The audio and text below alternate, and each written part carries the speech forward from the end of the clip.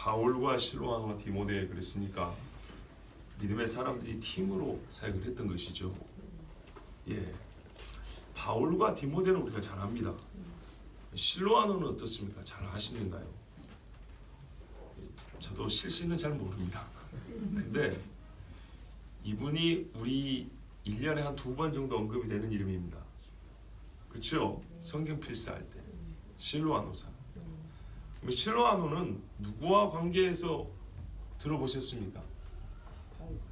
바울과 여기서 예, 아주 순발력이 좋으세요. 근데 우리가 성경 필사할 때 실로아노상은 자 이렇게 표현을 했죠.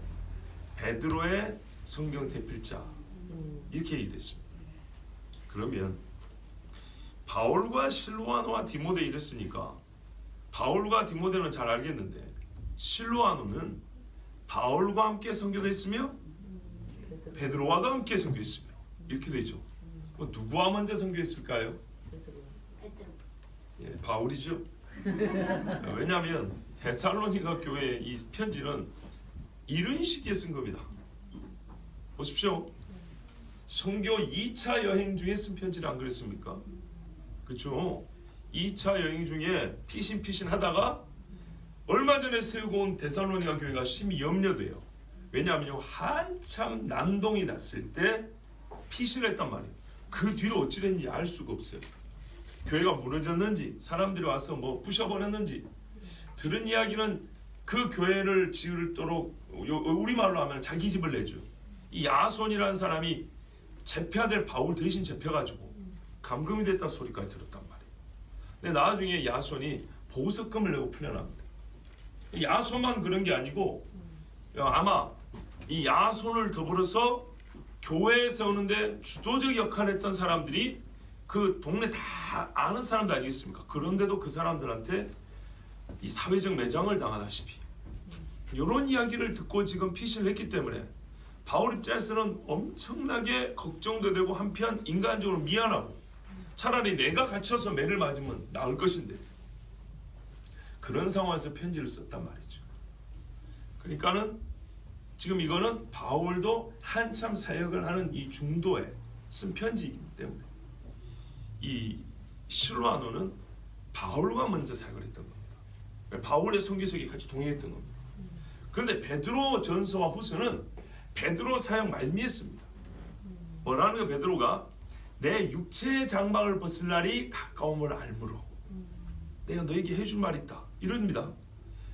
그렇죠? 그러니까는 이 베드로 전서와 후서는 베드로의 사역 말미에 쓴 것이고 이 바울의 데살로니가 전서는 갈라디아서와 더불어서 사역 초창기에 쓴 것이고 그러니까 아무래도 실로아노는 바울과 먼저 사역을 하고 후에 베드로와도 사역을 했던 것을 알 수 있습니다. 자, 그런데 우리가 이제 이 실로아노 인물을 잘 모르니까 이 주제가 실로아노를 얘기하려는 말씀은 아니지만 그리고 적어도 바울은 누구냐 디모데는 아는데 실로아노는 내가 모르고 이러면 안 되잖아요. 그래서 잠깐 언급하는 겁니다.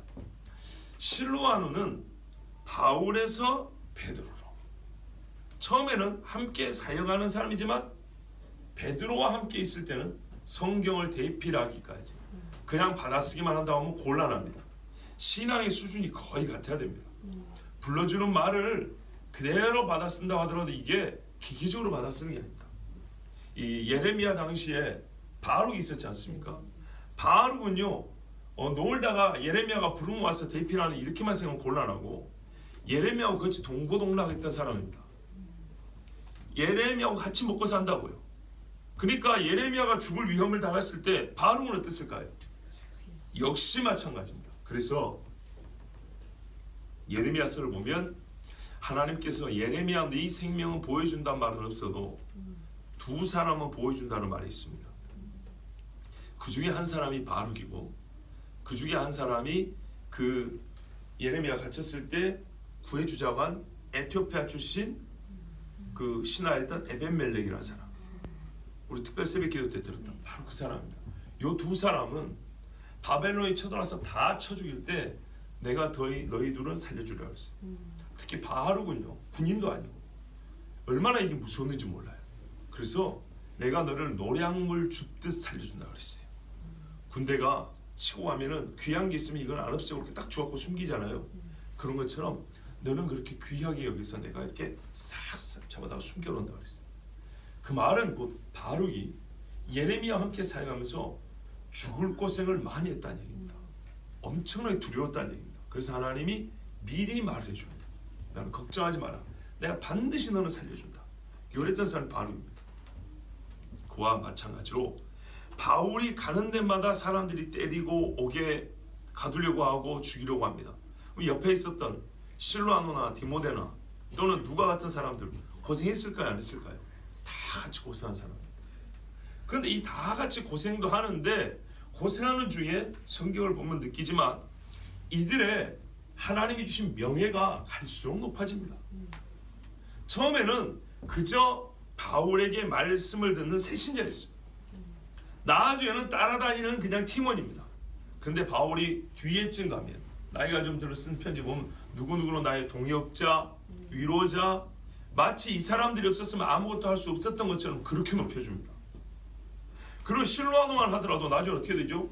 베드로한테 갑니다. 이 고생을 해놓고도 고생이 부족한지 베드로한테까지 가서 베드로가 거의 죽을 때까지 같이 있죠. 우리 한국식으로 하면 고생을 사서 하는 사람입니다. 그런데요, 고생을 사서는 끝난 게 아니라 그 이름이 성경 안에서 점점 존귀해지는 걸 알 수 있습니다. 성경을 쓰는 사람까지 갑니다. 그렇죠. 하나님의 일은 이렇게 하는 거고요. 하나님께서 하나님의 사람들이 이렇게 높여줍니다. 정말 맞습니다. 성경은 내가 실로아노를 이렇게 높여줄게 봐봐 그렇게 쓰지는 않았어요. 그러나 그 사역의 역사를 쭉 펼쳐놓으면 자연스럽게 보이는 거예요. 이름이 어디에 등장하는 걸 보면 그 이름이 서 있는 자리가 한 계단씩 높아져 있는 걸 알 수가 있어요. 그렇다면 우리가 여러분 주님 앞에 갔을 때 이렇게 산 사람들은 최종적으로 주의 이름 아니 주의 책에 얼마나 그 높은 자리의 이름이 기록이 되어 있겠습니까? 우리가 이런 것을 바라지 않는다 하지만 사실은 바라야 하는 겁니다. 이 땅에서도 여러분 한 톨 쌀 한 톨을 더 먹기 위해서 우리가 바라는 게 얼마나 많습니까? 그런데요 하나님 앞에 겸손하지 나는 그런 거 바라지 않는다고 그러세요. 그럼 저는 바라랍니다. 이 땅에서는 별로 바라는 게 없는데 나 거기 가서는 좀 바라는 게 많아요. 정말 높은 자리에 있고 싶어요. 하나님 앞에 칭찬 듣고 싶어요. 그런데 하나님께서 이 땅에 있을 때부터 확인을 시켜줍니다. 모세를 보십시오. 하나님 앞에 처음 하나님 그 모세가 섰을 때와 마지막에 모압 평지에서 신명기를 외쳤던 모세를 한번 생각해 보세요. 야곱을 보세요. 그 욕심꾼이 야곱이 형 속이고 그냥 거의 죽을 똥 살 똥 살다가 마지막에는 보세요. 바로를 축복해 줍니다. 멋지죠? 요셉을 보세요. 요셉도 마찬가지예요. 마지막에 그 총리된 걸 끝난 게 아니랄까요? 4대를 자기의 손으로 축복하면서 기도해주고 키웠단 말입니다. 이 아들이 어떻게 됩니까? 가나안에 들어갈 세대가 되는 겁니다. 얼마나 멋집니까? 하나님이 그렇게 존귀하게 해줍니다. 자, 그 복이 우리의 있기를 원합니다. 실로아노 참 멋진 사람입니다. 고생을 사서 한 사람 하나님께서 보시고 그를 통하여 베드로에까지 말년의 베드로는 육체적으로도 얼마나 고생을 많이 했는지 그 베드로에게 가서 하나님의 말씀을 이렇게 대필하는 그 늙어서 눈도 침침하고 성경을 읽어 말하고 싶어도 제일 쓸 수 없는 자에게 가서 참 거기서 하나님의 말씀을 그 같은 동일한 영감으로 잘 써서 교회들마다 편지했을 때 실로아노의 기쁨이 얼마나 컸겠습니까? 우리에게도 이런 기쁨이 함께하길 축복합니다. 자, 하나님 아버지와 주 예수 그리스도 안에 있는 데살로니가인의 교회 그렇습니다. 이 땅에서 사람들이 자기 교회를 수식하는 말을 많이 갖다 붙입니다. 그래서 교회 이름도 길게 붙인 데가 있고요. 우리나라는 좀 짧은데 영어권에 가면 이름이 길어요. 잘 안 가보셔 모르죠. 나도 안 가봤어요. 안 가봤는데 가끔 소개하는 글들을 보면 어느 목사 혹은 누가 쓴 책에 보면 이 사람은 미국 무슨 교회를 다니며 이렇게 써있는 거 보면 교회 이름이 상당히 길다고요. 그만큼 하고 싶은 이야기 많죠. 자기 정의를 내리고 싶은 겁니다. 근데 하나님께서 나에게 내려주시는 정의, 곧 너는 누구다. 이게 얼마나 중요합니까? 최고로 중요하죠. 바울이 디모데 보는 너 하나님의 사람아 그랬습니다. 하나님 붙여야 이해가 되는 사람. 하나님 이름을 앞에 붙이는 게 전혀 어색하지 않은 사람. 예, 쉽게 말하면 축구하면 잡음근 그런 거죠. 예, 그렇게 말하는 것처럼 바둑하면 먼 돌 그런 것처럼 이 사람을 말할 때는 왜 저 인간은 저렇게 살까? 하나님을 딱 갖다 붙이면 아 그렇구나 이게 이해가 되는 거죠. 교회가 데살로니가 교회, 그런데 여기에 참 멋집니다. 데살로니가인이라고 붙였습니다. 교회는요 건물로 정의되는 게 아닙니다. 위치, 주소, 사이즈로 정의되는 게 아닙니다. 사람으로 정의됩니다. 어떤 사람들이 세웠냐?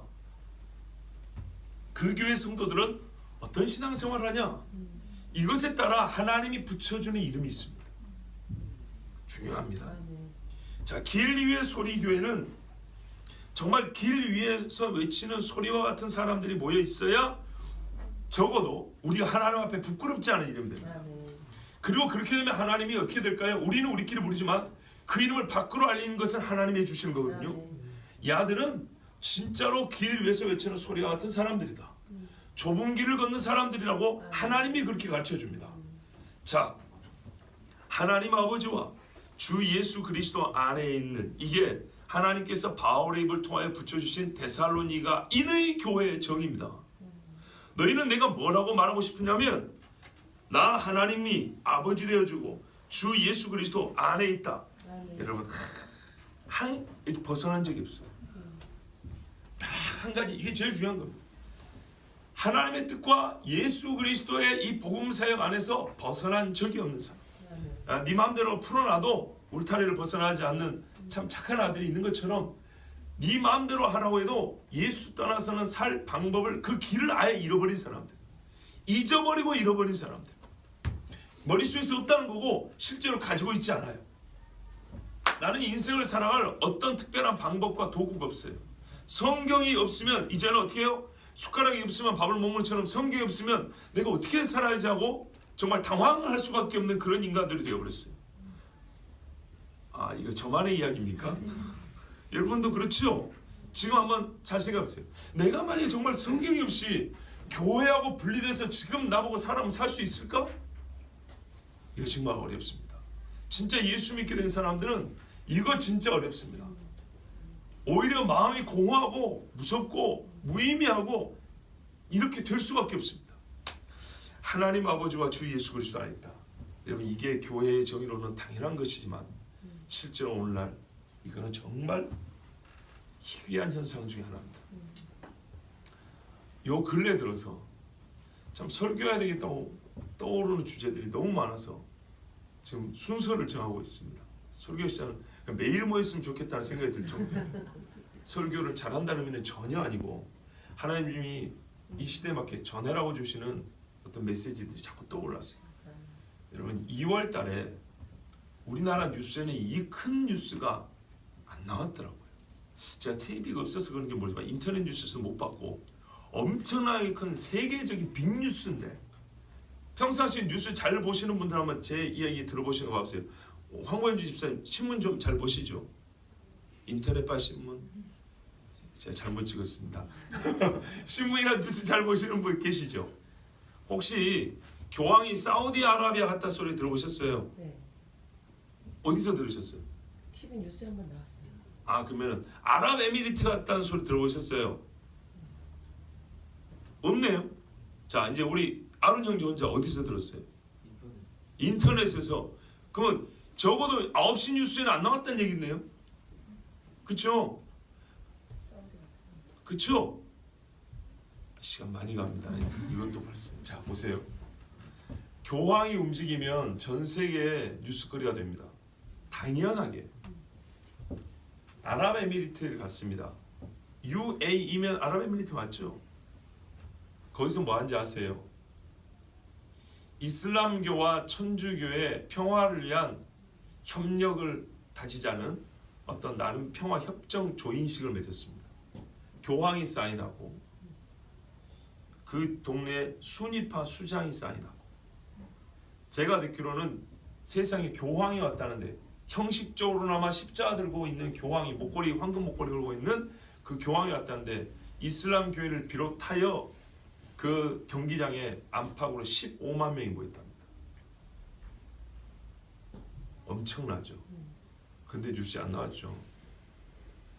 슬며시 이 일들을 지금 계속하고 있습니다. 아랍에서만 한 게 아닙니다.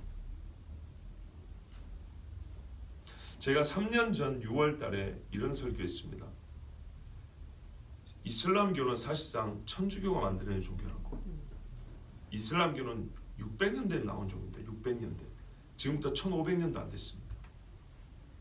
우리가 흔히 말하는 유럽의 중세입니다. 중세. 천주교가 가장 강력한 힘을 떨칠 때 만들어졌다고. 그런데 희한한 거는 이슬람교가 나와가지고 칼로 휘둘러서 수많은 나라를 정복하고 사원 세웠죠.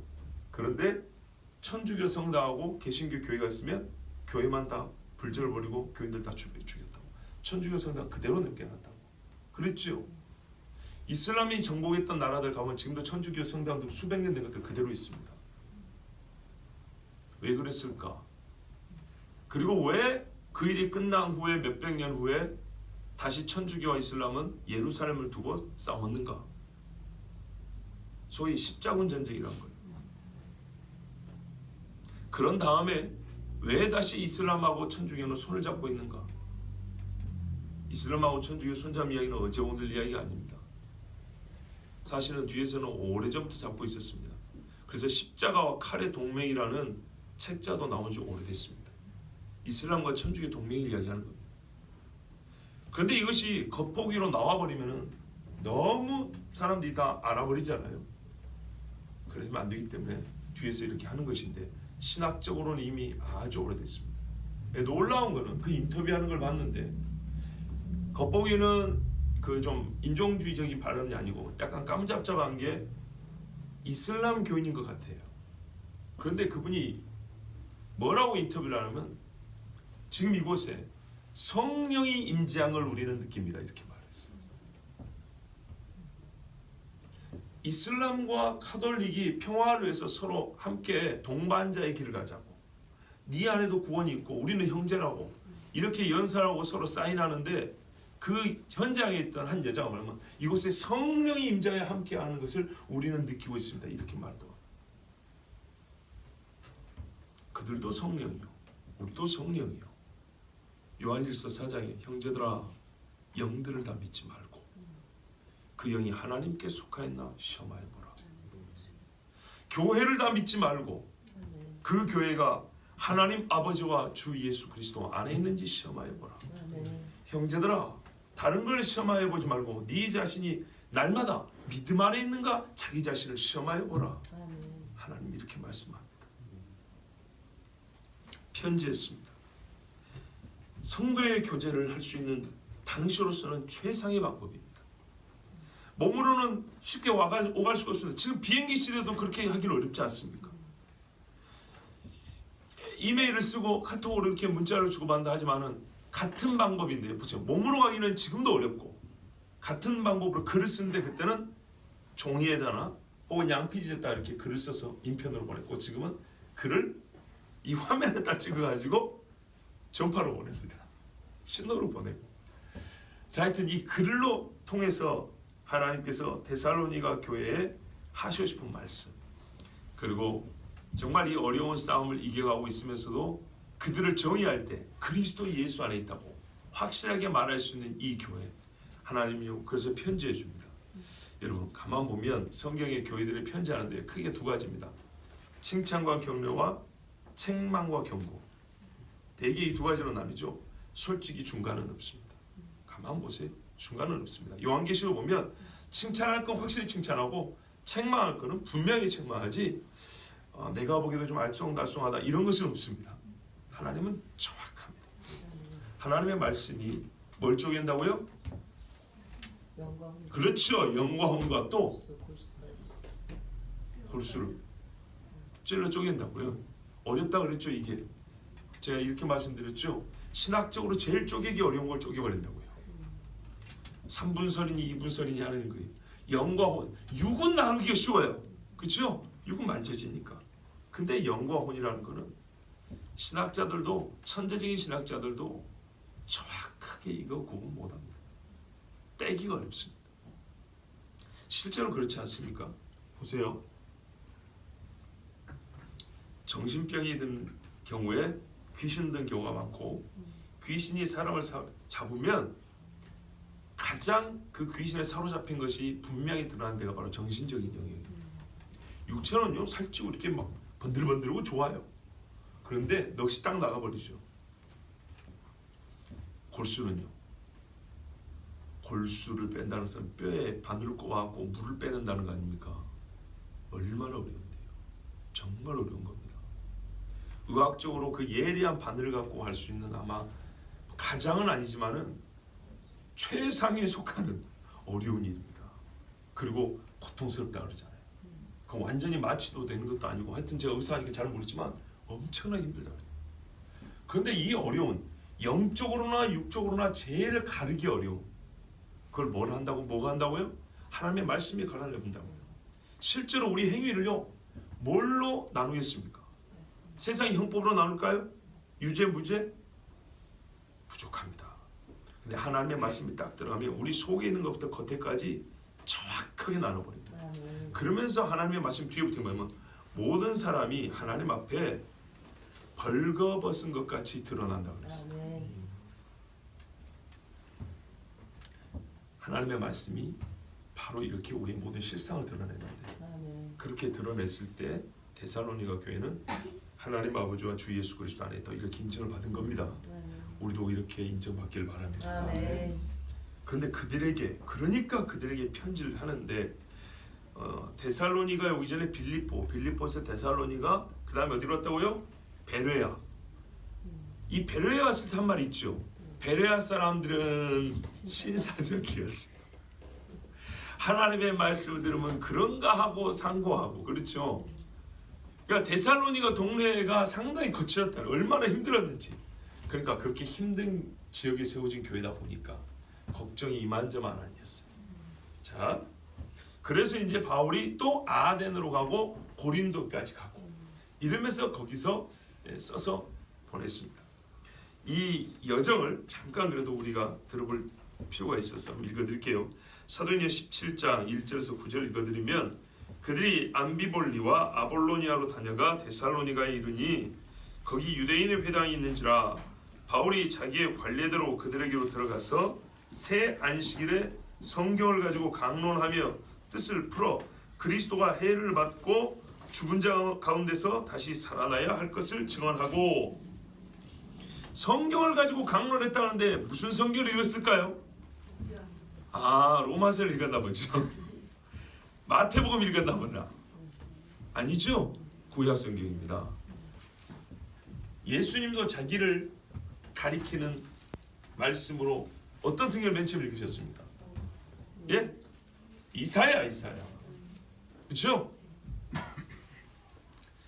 그리고 바울은 성경을 가지고 예수는 그리스도 말했고, 그 앞에 베드로를 비롯한 사도들 없죠.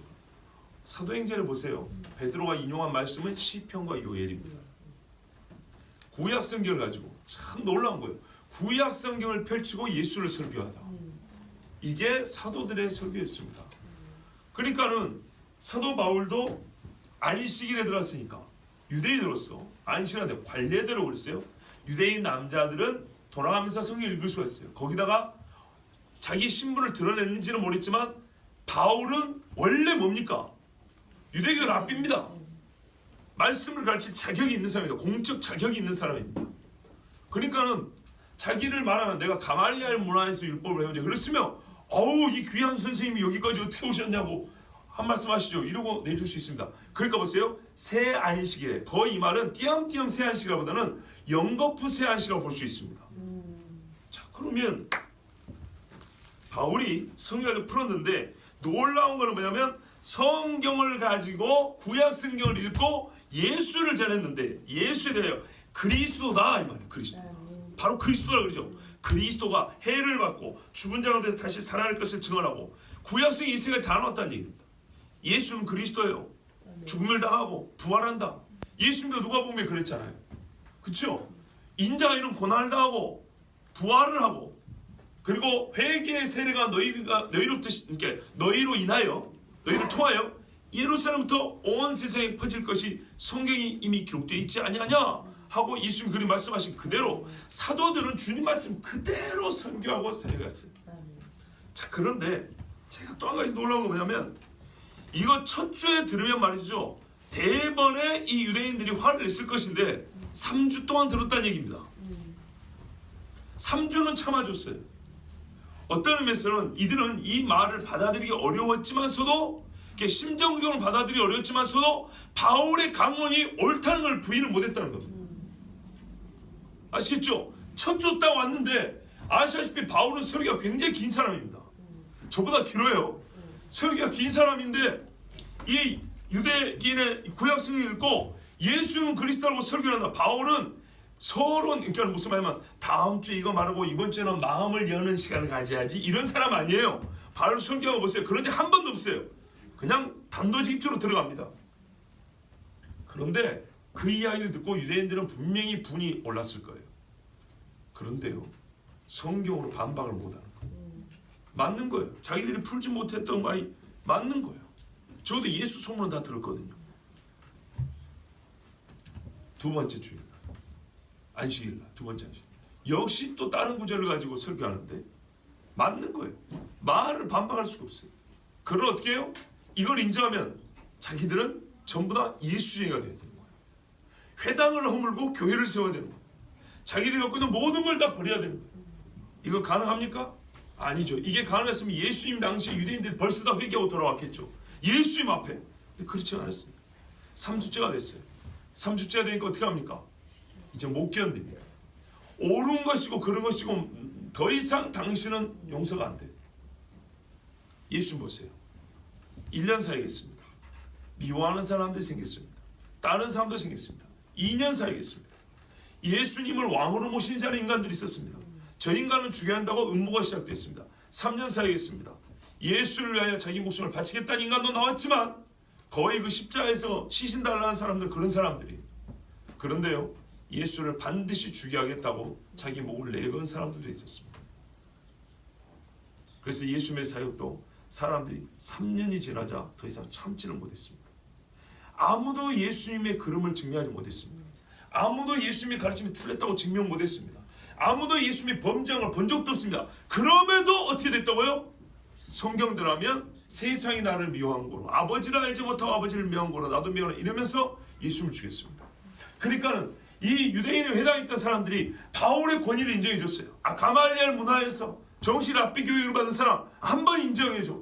두 번도 그런 것 같아. 세 번 딱 들으니까 어떻게 해요? 당신이 여기 있으면 우리가 죽어야 돼. 둘 중에 하나야. 그래서 이제 어떻게 합니까? 당신은 더 이상 안 돼. 그때 놀랍게도, 그런데요, 놀랍게도 그 와중에 믿는 사람이 생긴 거야. 감사하죠. 그래서 그 믿는 자들이 우리 집으로 갑시다, 이래가지고 세운 교회가 데살로니가 교회란 말입니다. 얼마나 감사한지요. 예수가 이르되 내가 너에게 전하는 이 예수가 곧 그리스도라니 그 중에 어떤 사람 곧 경건한 헬라인의 큰 무리와 적지 않은 귀부인도 권함을 받고 바울과 신라를 따르나. 여기 신라도 있었던 거예요. 그죠? 혹시 신라가 신라하는가? 자, 헬라인의 경건한 무리라는 건 뭐냐면 유대교인 된 사람들을 말합니다. 성경에서 보통 경건한 자들이라고 부르는 것은 율법 준수한 사람, 즉 이방인의 세상 삶을 따르지 않냐고 하나님 앞에 정결한 것과 부정한 것을 가려 사는 사람들, 고넬료 지방 같은 사람들. 예. 그러면 이 사람들이 어떻게 해요? 구약의 율법을 알고 메시아가 온다는 것까지는 아는데 그 메시아가 누군지 몰랐는데 바울의 설교를 듣고 예수가 메시아 그리스도구나 알고 어떻게 해요? 유대인 회당에서 나와 교회를 세웠다는 얘기입니다. 그 중에 적지 않은 귀부인, 경건한 헬라인과 적지 않은 귀부인. 그러나 유대인들은 시기하여, 보세요, 이유는 이거예요. 저자의 어떤 불량한 사람들 데리고 때를 지어 성을 소동하게. 여러분, 이게 에베소입니까? 에베소에서는 말이죠, 은장색, 그 뭡니까? 그 우상 만드는 사람들이 자기들의 사업이 무너진다고. 예수에 대면 우상 안 섬기니까. 그래서 어떻게 했어요? 위대한 여신 아데미여, 아르테미스 여신이여, 막 이러면서 2시간 동안 같은 소리를 외쳤다 그랬어요. 2시간 동안. 엄청난 사람들이죠. 그러면서 바울과 그 일행들을 잡아 때리고 막 핍박을 했어요. 그런데 여기서는 유대인들이 소동을 일으켰어요. 그럼 이 지역에서 유대인들의 힘이 얼마나 대단한지 아시겠죠? 야손의 집에 침입하여 그들 백성이 끌어내려고 찾았으나 발견하지 못하매 어허 맞죠? 야손의 집에 교회가 세워졌다 볼 수 있는 거예요. 야손의 집에 침입하여 바울레나 그랬는데 찾지 못했다. 이미 하나님께서 제자들 통해서 피신을 시켜줬어요. 대신 어떻게 해요? 야손과 몇 형제들을 끌고, 그러니까 그 집 주인 야손, 네가 바울을 숨겨줬어? 여기다가 바울 일행들을 네가 묵게 했단 말이야? 그러면서 끌고 나갔어요. 형제들을 끌고 읍장들 앞에 가서 소리질러 이르되 천하를 어지럽게 하던 이 사람들이 여기도 이름에 유대인들이 한 말입니다. 이게 야손이 그들을 맞아 들였도다. 이 사람들이 다 가이사의 명을 거역하여 말하되 다른 임금 곧 예수라는 이가 있다 하더이다. 언제 바울이 이렇게 말했습니까? 예수를 보세요. 예수를 그리스도라고 했습니다. 그리스도이기 때문에 왕이라고 한 겁니다. 정치적으로 가이사를 대신하는 왕이라고 말하는 게 아닙니다. 물론 결국에 세상 끝에 하면 하나님의 아들 예수님이 온 세상을 다스리죠. 그러나 지금 이들에게 이렇게 말하지 않았습니다. 하니 무리와 읍장들이 이 말을 듣고 소동하여 야손과 그 나머지 사람들에게 보석금을 받고 놓아주니라. 가둬놨다가 보석금 받고 놓아줬어요. 제법 그래서 어떻게 하냐면 재정 능력이 좀 있었던 사람들이라 이렇게 말했던 겁니다. 자, 좋습니다. 이렇게 교회가 세워질 때부터 몇 주 되지 않아서부터 상당히 큰 핍박과 어려움이 있었던 교회였기 때문에 너무나 미안하게 피신을 했었기 때문에 바울이 이 교회는 편지하고 싶었어요.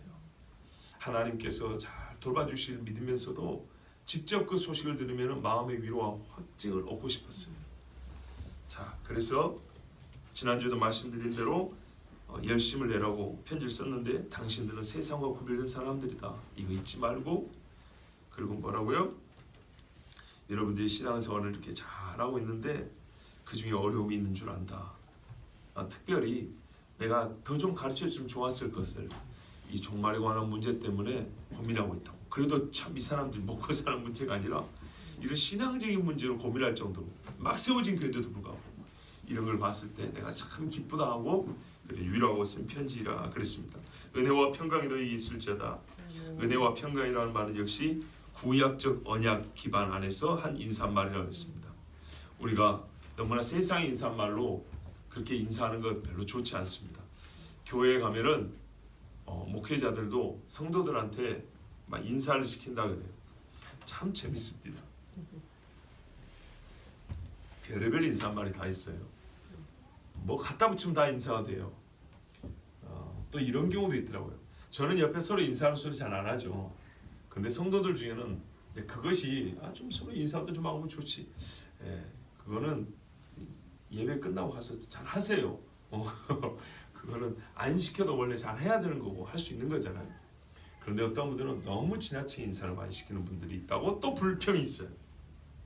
설교 시작하자마자 한 3번씩 하고 중간에 한 3번 하고 끝날 때 한 3번 하고 서로 민망해서 그렇게 인사말로 삼을 말도 아닌데 그냥 막 갖다 붙여서 그냥 저하고 인사합시다 한두 번이면 족할 거를 너무 많이 하니까 그것도 좀 좋지 않더라. 자, 이래도 저래도 우리 어머니에게 서로 균형 있게 하면 되겠습니다. 자기 마음에 적당하다 싶을 정도로 예의에 맞게 그리고 우리 심정을 잘 표현하는 말로 인사하면 되겠습니다. 그런데요, 인사말로 우리가 해야 할 말은 보통의 일반적인 인사말도 좋은데 이제 한마디를 더 한다면 신앙적인 표현들을 인사말로 삼으면 훨씬 낫습니다. 우리가 예수 믿는 사람들이기 때문에 성경이 우리의 약속한 말을 가지고 인사할 수 있다면 훨씬 더 좋습니다.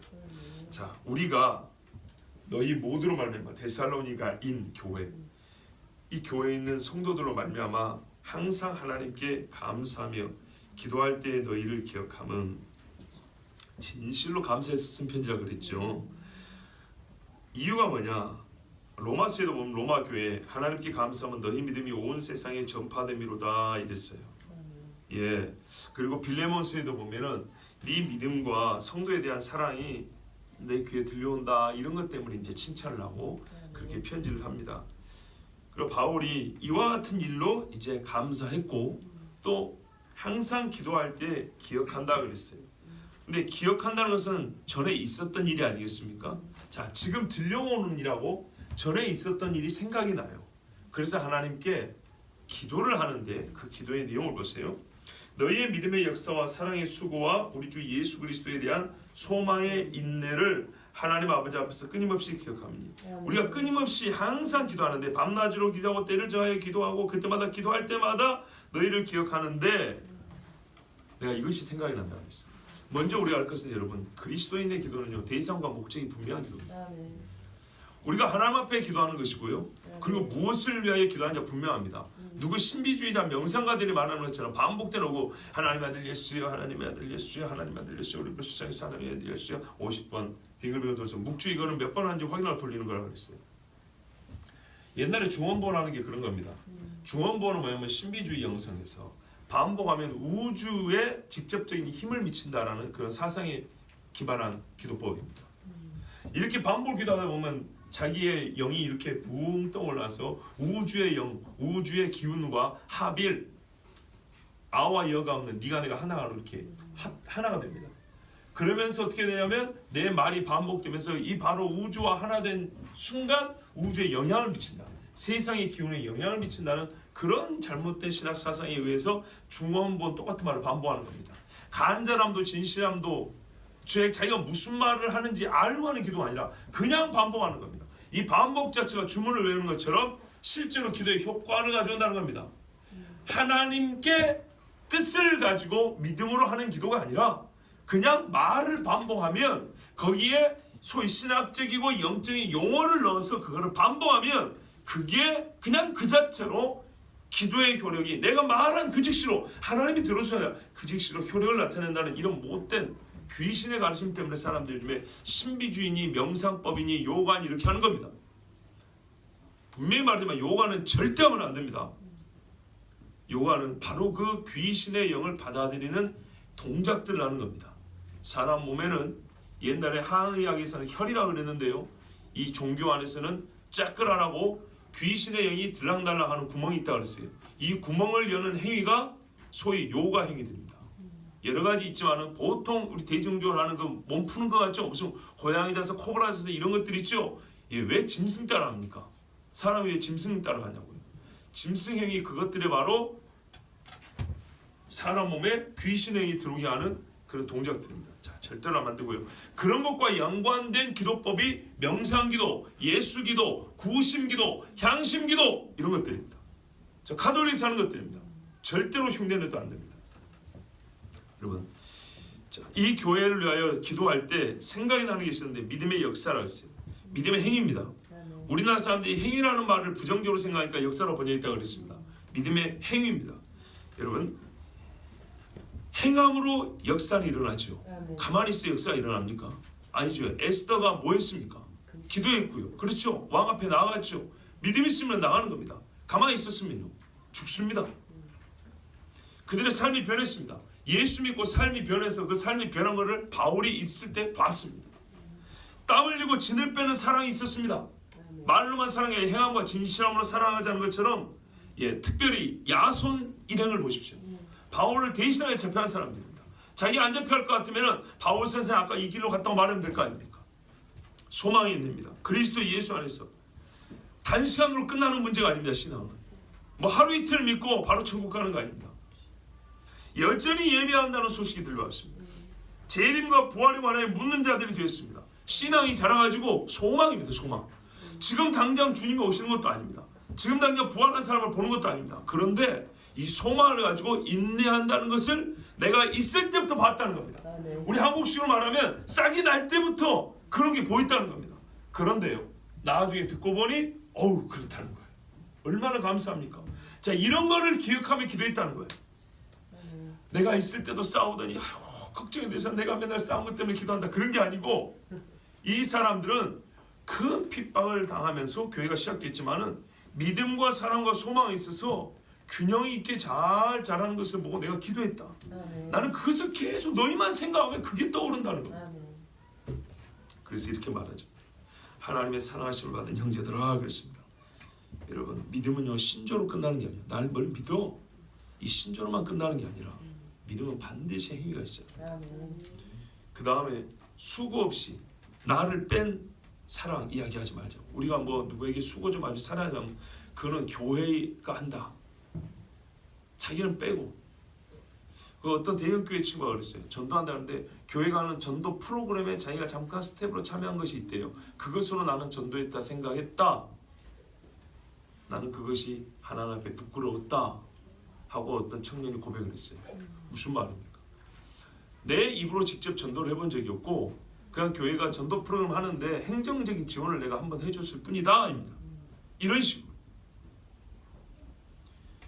재림과 부활은 구호로 외쳐질 때만 기분 좋은 것이 아니라 처음부터 우리의 신앙의 내용이었고 아멘. 이것을 가지고 이 세상에서 싸움에 나갑니다. 아멘. 이렇게 교회가 세워졌기 때문에 바울은 딱 한마디로 하나님의 사랑받은 자들이라 불렀습니다. 아멘. 그리고 너희를 택하심을 나누라. 아멘. 보세요. 우리가 절대 겸손한 척하면 안 된다는 게 있었죠. 하나님이 나를 부르시고 구원했다는 확신이 있어야 된다 그랬어요. 아멘. 그걸 어떻게 하냐고요? 이 세 가지로 하는 겁니다. 바울은 이 세 가지로 데살로니가 교인이 정말로 하나님의 택하심하고 사랑받았다는 증거를 가지고 나왔어요. 아멘. 베드로도 이렇게 말합니다. 곧 하나님 아버지의 미리하심을 따라 성령이 거룩하게 하심으로 순종함과 예수 그리스도의 핏부림을 얻기 위하여 택하심을 받은 자들에게 편지하노니 은혜와 평강이 너희에게 더욱 많을지어다. 아멘. 너희 믿음의 확실함은 불로 연단해도 없어질 금보다 더 귀하여 예수 그리스도께서 나타나실 때 칭찬과 영광과 존귀를 얻게 할 것이니라. 아멘. 아멘. 이렇게 사도들이 보기에 이 사람들은 분명히 구원받은 사람이다. 분명히 하나님이 택하신 사람이야라고 확정적으로 말할 수 있는 교회들이 있었어요. 아멘. 여러분 이것이 중요합니다. 우리가 죽었을 때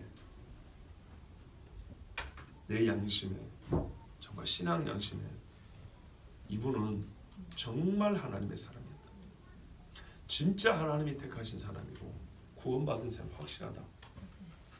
이런 자신이 있을 때 저한테 소망의 설교를 요청하세요.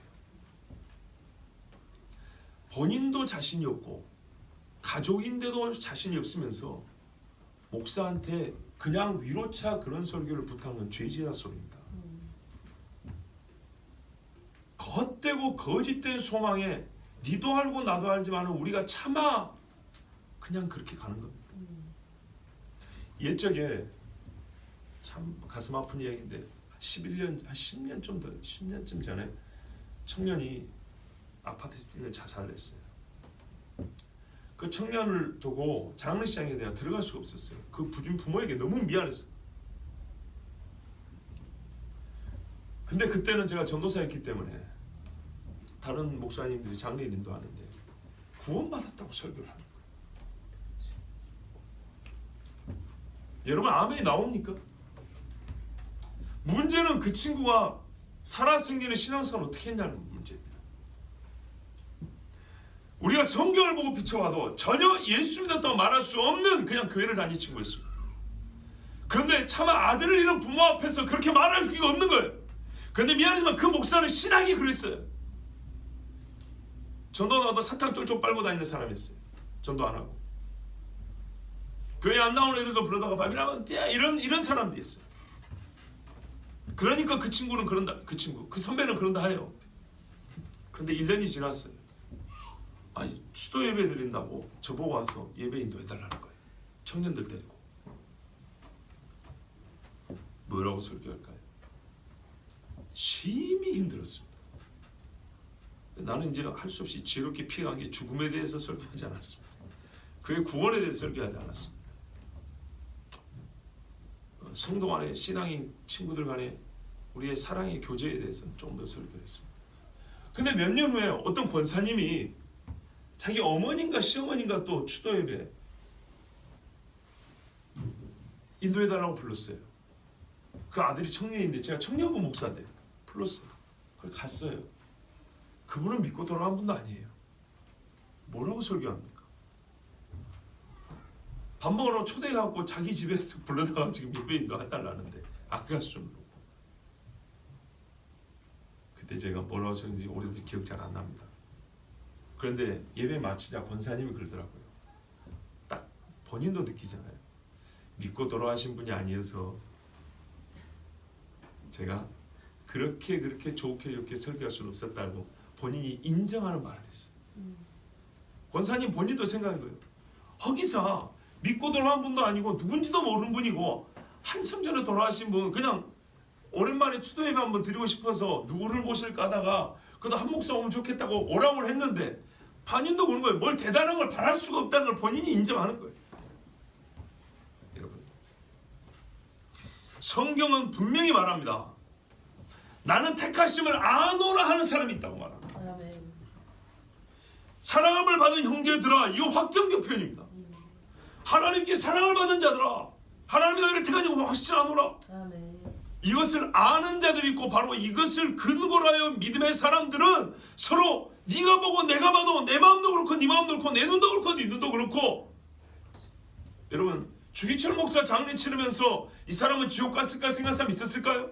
손양원 목사 장례 치르면서 아이고 우리 목사님 지옥 갔으면 어땠을까? 이런 사람 있을까요? 없지요. 그런 겁니다.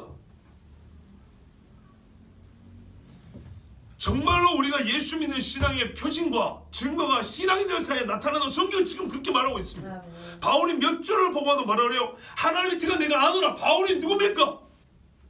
3,000층에 올라갔다는 사람입니다. 죽은 자를 살린 능력을 준 사람입니다. 하나님. 자기 자신이 죽었다 살아난 사람입니다. 신앙이 뭔지 불신이 뭔지 정확히 아는 사람입니다. 이거를 부담으로 듣지 마시고 살 길을 찾는 말씀으로 들으시기 바랍니다. 아멘. 내가 죽으면 여러분이 나를 장례 치르실 거고 여러분이 먼저 돌아가시면 제가 여러분을 장례 치르실 사람입니다. 우리가 한 번 신앙생활하고 똑같이 얼고 오해는 왔어요. 감정적으로 내가 장례 치러주질 않아요. 개인적인 감정, 유감 이런 거 없어요. 신앙으로 갈 거예요. 신앙으로. 아멘. 예? 정말로. 근데 왜 바울이 이렇게 안다 그랬냐? 이는 우리 복음이 너에게 말로만 이런 것이 아니라 또한 능력과 성령과 큰 확신으로 된 것입니다. 아멘. 네가 하나하나 말하면 내가 말로 증거할 때 뭐 나타났다고요? 능력 기적도 나타났대요. 아멘. 성령이 사람들 막 변화준 것도 나타났대요. 아멘. 예, 막 사람들 입에서 막 신앙 고백이 나왔다는 거예요. 확신도 있었대요. 바은도 말하고 요엘과 에스겔 말씀처럼 말이죠. 대적들 앞에 놓고도 사람들이 두려워하잖아요. 야손이 제패한 거 봐보세요. 이런 일이 일어났다는 겁니다. 이런 걸 봤을 때 이게 성령이 아니었으면 가능한 일이냐? 이게 예수를 믿지 않고 가능한 일이었을 때는 앞에 선배들의 사랑을 봐도 그렇고 이거는 반드시 예수를 믿어야 가능한 일이에요. 아멘. 믿어야 가능한 일이에요. 그렇기 때문에 이것을 보고 건방지게 아이 부족해 이러지 않았어요. 나도 그럴 거예요, 여러분. 나도 건방 떨지 않을 거예요. 징조가 나타나고 표징이 나타나면 당장 인정해 줍니다. 아멘. 예? 여러분 저거 칭찬이 인색한 사람은 아닙니다. 확실하게 해줍니다. 확실하게 이거는 잘한 거다. 확실하게 이건 믿음이다. 바울이 보기에 이 사람들을 복음을 증거할 때 하나님의 역사가 나타났다는 거예요. 하나님의 말씀도 들어가고 성령의 역사도 나타나고 사람들이 담대하고 삶의 변화도 일어나고 가서 복음도 증거하고 언어도 바뀌고 생활 양식도 바뀌고 왜 이게 확신을 들어가냐? 이방인의 삶을 살거든요. 철저하게 우상을 숭배하고 우상에 종속된 삶을 살았는데 완전히 변해. 이게 여러분 사람의 라이프 스타일 하나 바꾼다는 게 이게 보통 어려운 문제가 아닙니다. 그런데 이들의 모든 것이 전인격적으로 변화가 일어났어요. 아멘. 그러니까 바울이 야 이거는 예수를 믿지 않고 가난 일이야. 나도 이렇게 변화됐었는데. 그리고 바울이 확신한다 이렇게 말했어요. 자 이게 떠올라요. 데살로니가 교회를 생각하면 이게 떠오르는 거예요. 우리가 너희 가운데서 너희를 위하여 어떤 사람이 된 것은 너희가 아는 바와 같으니 자 무엇이 된다는 것은 보통 신분을 말하죠. 내가 뭐 공무원이 되었다 이런 것처럼 행위를 말하죠. 내가 뭔가 하는 사람이 되었다 그렇죠. 뭔가 할 줄 아는 사람이 되었다. 근데 이것을 말하면 사역 방식을 말하는 거예요. 사역 방식. 바울이 지금 우리가 너희 가운데 너희를 위하여 일할 때 어떤 사람이 된 것은 어떤 식으로 우리가 너에게 사역했는지는 너희가 다 아는 바와 같다.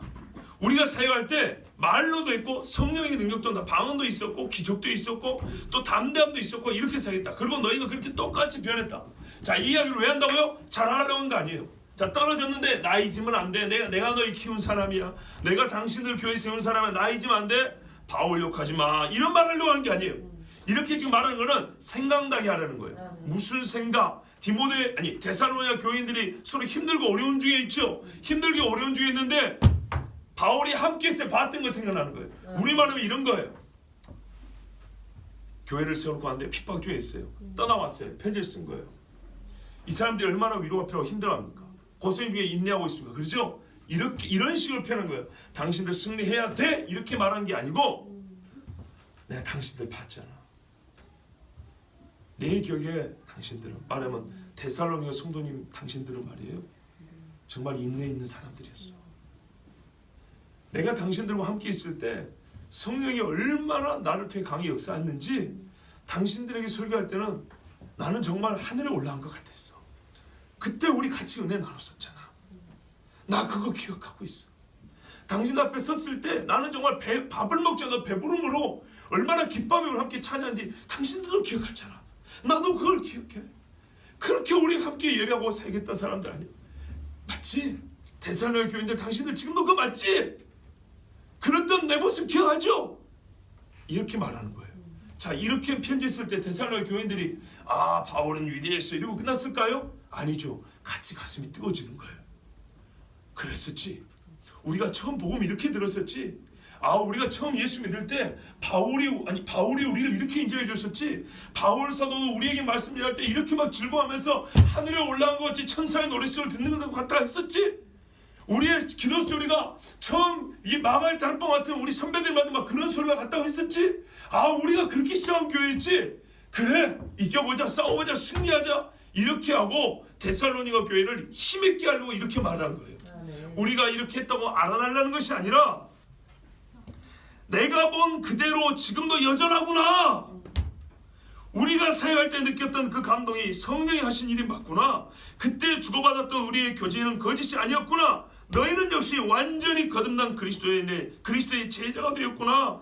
내가 본 것이 맞구나. 맞았어. 바로 그 이야기란 거예요. 여러분 아멘 하지만 마음에 별로 감동 없는 줄 압니다. 이렇게 하면 감동이 될까요? 최동준 집사님, 임성준 집사 파송을 했어요. 10년이 지났네요. 몰래 한번 찾아가 봤어요. 여전하네. 한국에서 봤을 때하고 똑같네. 주일 예배 시간마다 막 부르짖고 하나님 앞에 복음 막 외치고 저 길거리에서 외치던 야, 저 양반 여전하네. 그런 말이에요. 그렇게 편지를 쓴 거예요. 용빈이가 자랐어요. 그런데 홍성준 전도사가 10년 후에 교회를 세우고 이제 목사로서 사역을 하고 있어요. 용빈이 본 지 10년 지났어요. 옛날에 용빈이 여기서 봤거든요. 왜 말하든 막 이 애를 봤거든요. 얼굴 뻘개가지고 막 그런 애를 봤는데 10년 전에 내가 봤을 때 또 하나님의 사람이었어. 정말 귀한 제목으로 자란 아이였어. 정말 길 위에 소리가 키운 정말 자랑할 만한 믿음의 사람이었어. 근데 10년이 지났어요. 수련도 이렇게 나가지고 얘가 장가를 갔는지 안 갔는지 알 수 없는데 서로 소식도 모르고 살았어요. 그런데 들려오는 소리가 어떻게 해요? 내가 10년 전에 홍성준 전도사가 10년 전에 봤던 용빈이 그대로인 거예요. 내가 있을 때 네 안에 성령의 역사를 내가 받고 내가 네 안에 하나님의 말씀이 가득한 걸 받고 네가 반드시 이 마지막 때 하나님의 불꽃같이 세워질 세상의 빛으로 이 빛을 발할 줄을 내가 봤는데 진짜 맞구나. 내가 그때 본 거 맞네. 정말로 진짜 하나님의 사람과 그래 맞아 내가 그때 확신했다니까. 성령이 아니고서는 네가 그럴 수가 없어서 맞아. 할렐루야 감사하다. 진짜 이 마지막 때 네 같은 놈이 있어서 감사하다. 하나님이 맞아 나 같은 종을 통해서 너를 이렇게 양보해야 돼. 너무너무 감사하다. 이러면서 옥에 갇혀있는 용민한테 편지 썼다 해보세요. 그 소식 듣고 편지 쓰는데 야 내가 본 용민이 맞죠? 바로 그런 편지라고요. 그런 편지. 이제 감이 좀 오십니까? 예. 바꿔 말하면 우리 홍점사 마찬가지입니다. 여기서 사역할 때 모습 나중에 20년이 지나 사역하는데 저 멀리 세상 어느 나라에 있는지 우리나라 어느 구석인지는 몰라도 어딘가인데 들려오는 소리가 그래서 봤더만 야 20년 전에 그 양반 여기서 외쳤던 그 모습과 똑같네. 그때 맞아 나 저 양반 하나님의 사람인 줄 알았어. 근데 여전하구나. 그래 우리가 주 안에서 정말 네가 하나님 안에 있고 내가 하나님 안에 있고 우리가 확신을 받을 때 그렇구나 맞구나. 여러분 이렇게 하고 그거를 기억하고 힘을 내라고 편지를 써준 거예요. 여러분 같으면 그런 상황에서 어떻게 편지를 쓰겠어요? 자랑하려고? 내가 당신들과 함께 있었어요. 우리 함께 있었을 때 내가 너한테 뭔 덕을 줬던 이런 말 하려는 게 아니에요. 그때 우리 함께 있었을 때 확인한 거 있잖아. 내가 네를 보고 네가 나를 봤을 때 우리가 확증한 거 있잖아. 그게 뭐냐? 너 하나님의 사람, 나 하나님의 사람. 그거 내가 기억한다. 데살로니가의 교회야. 절대로 그때의 그 신앙 내가 기억하고 있으니 당신들도 바로 그 신앙이 지금도 여전한 그 신앙 당신들이 누구인지를 기억해라. 아멘. 이렇게 하고 편지를 쓴 거고 아멘. 그렇게 인사말을 4절 5절 한 겁니다. 아멘. 여러분 정말 이렇게 우리가 함께 말할 수 있으면 참 좋겠습니다. 아멘. 그때 내가 너를 그때 봤다. 지금의 너를 나는 이미 그때 보았다고 말할 수 있는 신앙입니다. 데살로니가인의 교회, 예. 길 위의 소리로 살아가는 사람들의 교회. 아멘. 그냥 교회를 대외적으로 알리는 길 위의 소리의 이름이 아니라 길 위의 소리로 살아가는 사람들의 교회라고. 아멘. 이렇게 하나님이 우리를 인도해 주시는 교회 되기를 원합니다. 아멘. 우리 함께 기도합니다.